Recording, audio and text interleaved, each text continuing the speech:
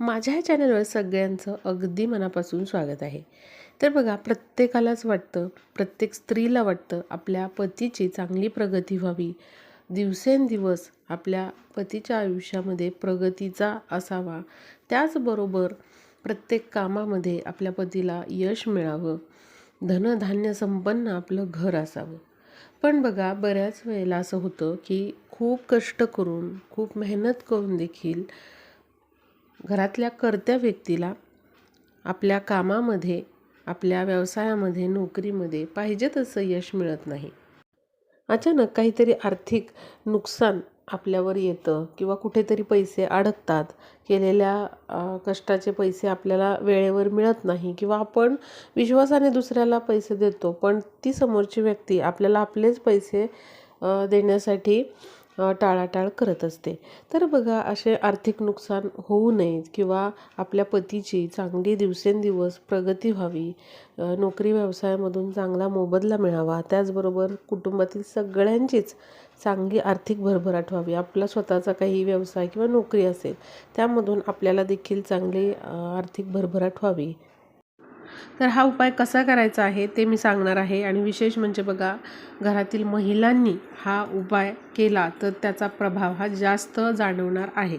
त्यामुळे बघा, घरातील ज्या महिला आहे त्यांनी हा उपाय करायचा आहे. घरातल्यांच्या प्रगतीसाठी, आर्थिक प्रगतीसाठी विशेष करून हा उपाय अत्यंत प्रभावी आहे. आता काही महत्त्वाच्या गोष्टी तुम्हाला मी सांगते, त्या पण तुम्ही नक्की त्यांचं पालन करायचं आहे. बघा, उपायांबरोबरच आपण जर काही गोष्टींचं पालन करत असू तर आपल्या घरामध्ये नेहमी लक्ष्मी अखंड वास करते. बऱ्याच वेळेला आपण काही चुका करतो आणि बघा, त्याचा त्रास आपल्याला भोगावा लागतो. सगळ्यात महत्त्वाचं म्हणजे बघा, संध्याकाळी म्हणजे रात्री झोपताना आपल्याला आपला जो किचन ओटा आहे तर तो नेहमी स्वच्छ ठेवायचा आहे. बऱ्याच महिलांना अशी सवय असते की त्या बेसिनमध्ये तशीच खरकटी भांडी ठेवतात. लक्षात घ्या, ती भांडी तुम्ही ओट्यावर न ठेवता थोडंसं बाजूला कुठेतरी गोळा करून ती ठेवून द्या, पण किचन ओट्यावर किंवा बेसिनमध्ये तशीच ती राहू देऊ नका. यामुळे बघा, लक्ष्मी आपल्यावर रुष्ट होते आणि अशा घरामध्ये लक्ष्मी कधीच नांदत नाही. त्यामुळे रात्री झोपताना आपला ओटा, गॅस स्वच्छ असावा याची काळजी घ्या.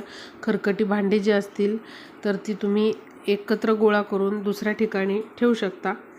तर ही काळजी तुम्ही घ्या. तुम्ही ही चूक करत असाल तर आजच ती चूक जी आहे ती करणं थांबवा. त्यानंतर बघा, रात्री आपले कपडे जे आहेत तर ते बाहेर ठेवायचे नाहीत. रात्री झोपण्याच्या आधी का होईना ते आपल्याला घरामध्ये आणायचे आहेत आणि घरामध्ये ठेवायचे आहेत. पण रात्रभर तसेच बाहेर तुम्ही सुकवत ठेवताय, हे चुकीचं आहे. यामुळे नकारात्मक ऊर्जा आपल्या घरामध्ये येतात. त्यानंतर बघा, घराच्या समोर तुळशीचं रोप आवर्जून लावायचं आहे. तुळशीच्या रोपासमोर रोज संध्याकाळी दिवा प्रज्वलित करण्याचा प्रयत्न करा. तुम्ही वर्किंग आहात, तुम्हाला वेळ नाही आहे रोज, तर तुम्ही निदान शुक्रवारी, गुरुवारी अशा वेळेला तरी किंवा अशा वारी तरी तुळशीच्या समोर संध्याकाळच्या वेळेला दिवा हा लावायचा आहे. तर या काही महत्त्वाच्या गोष्टी आहेत, त्यांचं देखील तुम्ही पालन करायचं आहे. आता बघूया आपल्याला कोणता प्रभावी उपाय करायचा आहे. विशेष करून महिलांनी पतीच्या प्रगतीसाठी, आपल्या घरातील सदस्यांच्या आर्थिक प्रगतीसाठी हा उपाय केला तर निश्चितच त्याचा प्रभाव हा चांगला जाणवतो. तर तुम्हाला एक सुपारी घ्यायची आहे. सुपारी घेताना लक्षात ठेवा, वापरलेली किंवा ओटीमध्ये आलेली घरातील जुनी पुराणी सुपारी वापरू नका. तर तुम्ही चांगली नवीन सुपारी या उपायासाठी विकत आणायची आहे. आता हा उपाय कधी करायचा? तुम्ही तसं तर आठवड्यामध्ये कोणत्याही दिवशी करू शकता, पण विशेष करून तुम्ही गुरुवार, शुक्रवार या दिवशी हा उपाय केला तर खूप जास्त प्रभावी तो ठरेल. तुम्हाला वेळ नाही आहे तर तुम्ही इतर दिवशी पण करू शकता.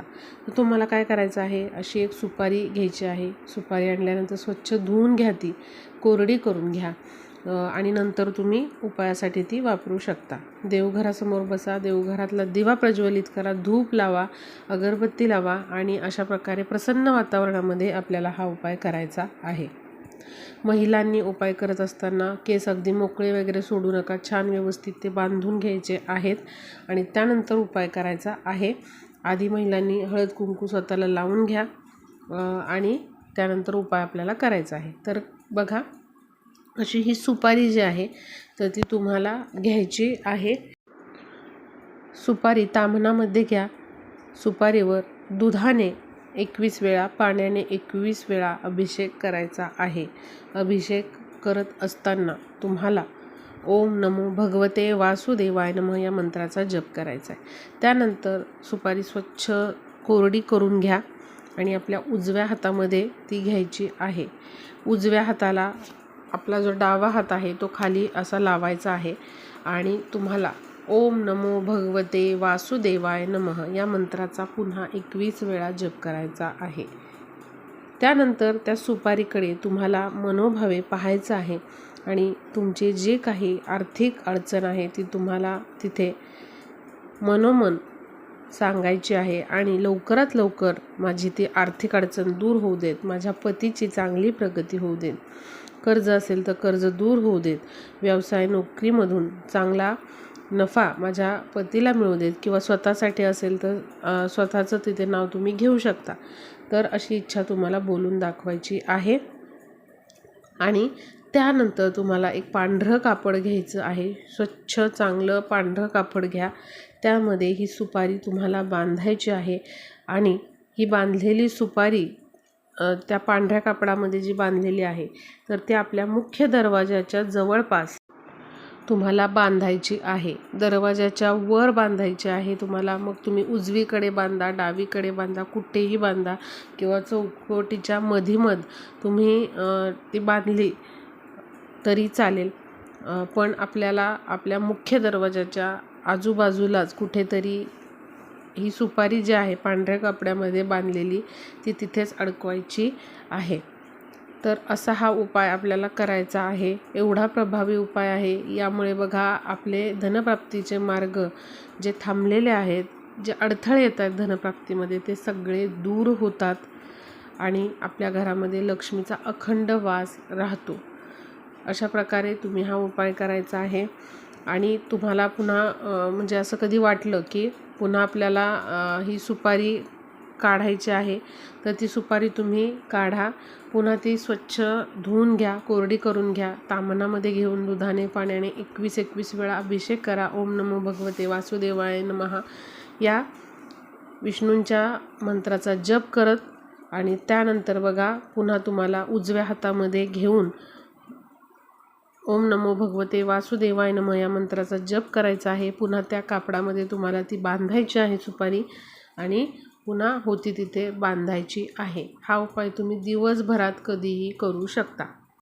आणि ही सुपारी तुम्ही 6 ते 7 महिन्यानंतर बदलली तरी चालेल. पण आधीची सुपारी इकडे तिकडे न फेकता वाहत्या पाण्यातच तुम्हाला प्रवाहित करायची आहे. पांढरं कापड पण तुम्ही प्रवाहित करू शकता पाण्यामध्ये आणि पुन्हा नवीन कापड तुम्ही वापरू शकता. तुम्ही एखाद्या पौर्णिमेच्या दिवशी देखील हा उपाय केला तरीही चालेल. महिलांनी अवश्य हा उपाय करा. यामुळे बघा थांबलेली आर्थिक प्रगती चांगली सुरू होते. त्याचबरोबर पतीची प्रगती जी आहे तर ती चांगल्या प्रकारे होते. घरातील कुटुंबातील सदस्यांची थांबलेली प्रगती, आर्थिक प्रगती जी आहे तर ती जोरदार होते. त्यामुळे नक्की हा उपाय सर्वांनी करा. घरातील महिलांनी हा उपाय करायचा आहे. त्याचबरोबर जर सुतक पडलेलं असेल तर सुतकानंतर देखील तुम्ही ही सुपारी कापड हे बदलायचं आहे, प्रवाहित करायचं आहे पाण्यामध्ये, वाहत्या पाण्यामध्ये आणि पुन्हा नवीन सुपारी आणि कापड घेऊन हा उपाय महिलांनी पुन्हा करायचा आहे. व्हिडिओला जास्तीत जास्त शेअर करा म्हणजे सर्वांपर्यंत हा व्हिडिओ